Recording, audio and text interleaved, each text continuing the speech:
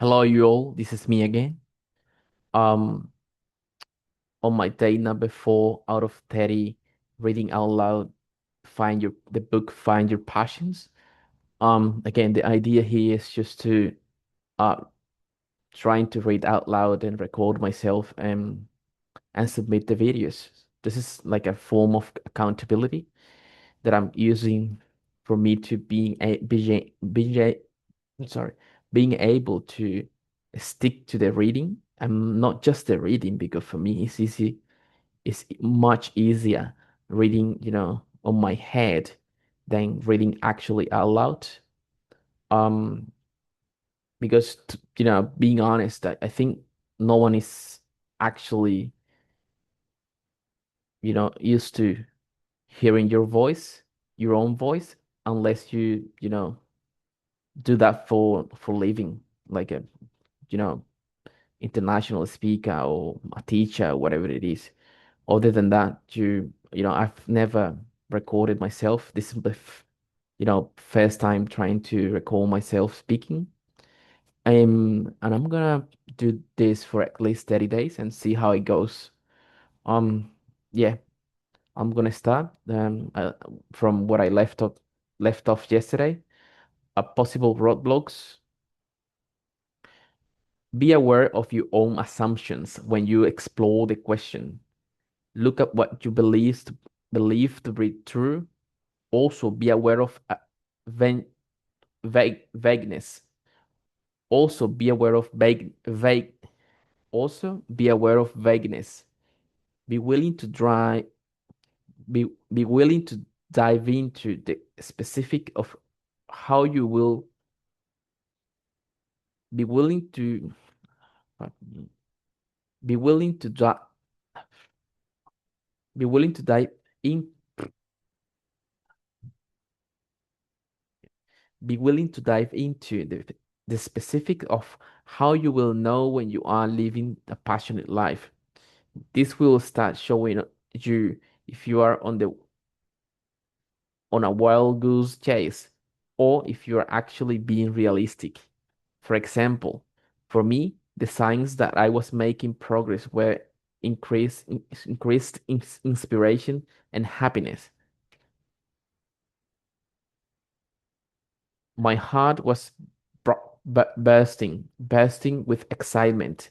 My life started following more smoothly, not without challenges, but felt better. You might discover that you have unrealistic expectations of what a passionate life is.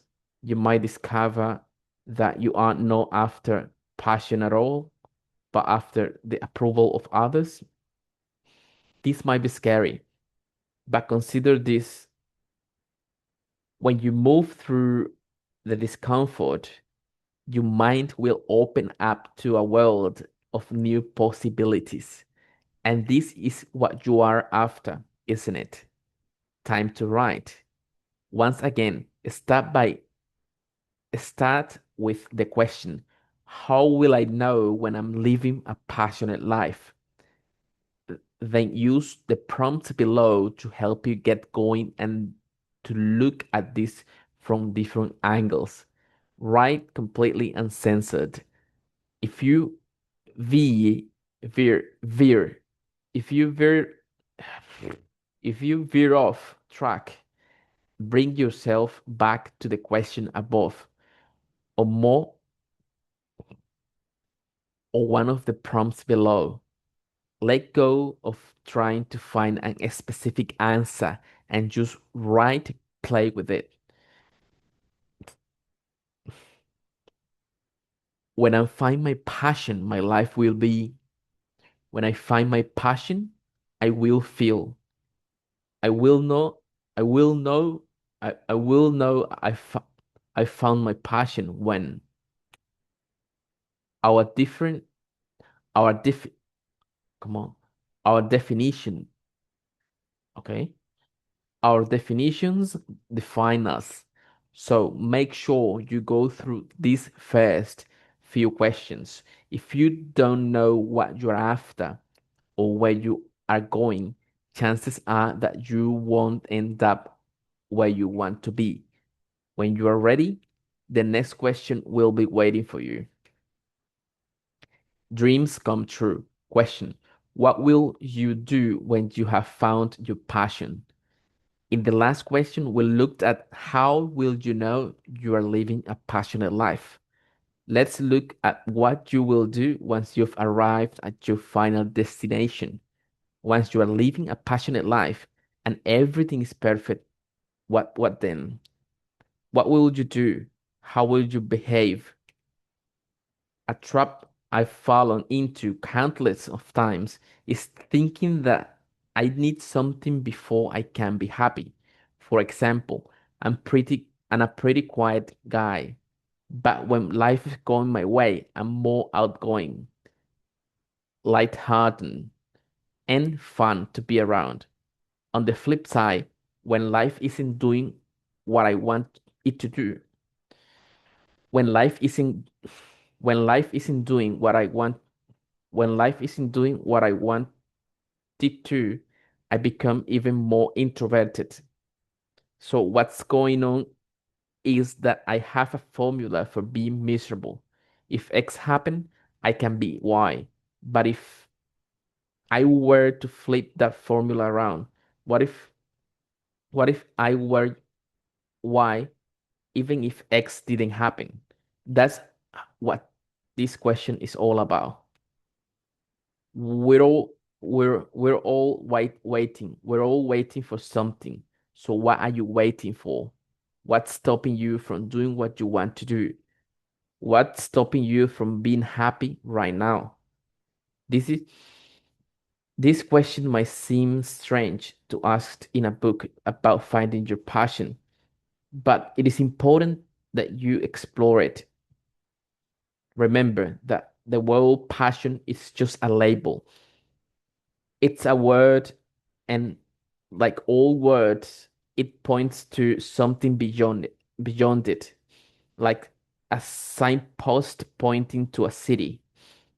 It's easy to forget this and believe that the signpost is the city.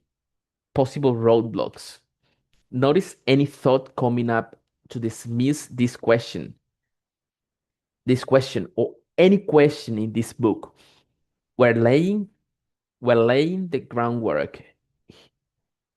We're laying sorry.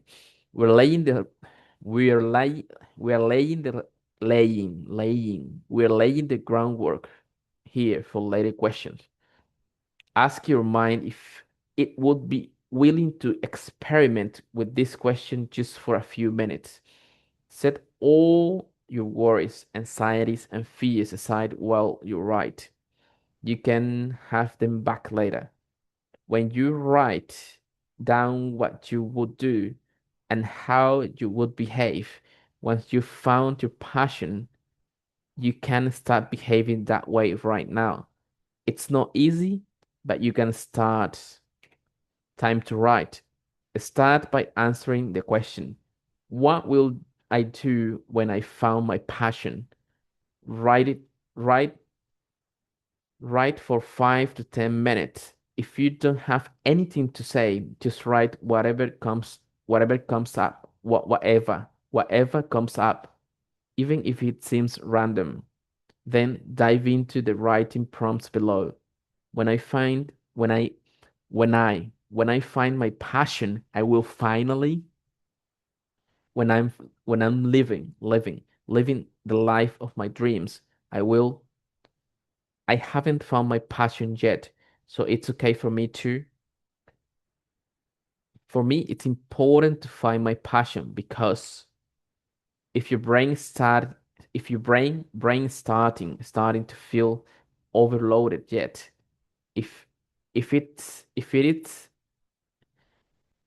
if is your brain starting to feel overloaded yet? If it is, it's a sign that you are changing. This is a lot like going to the gym. Right after, your muscle will hurt, but within a few days, your muscle will will have grow stronger, faster, and better. Thank you.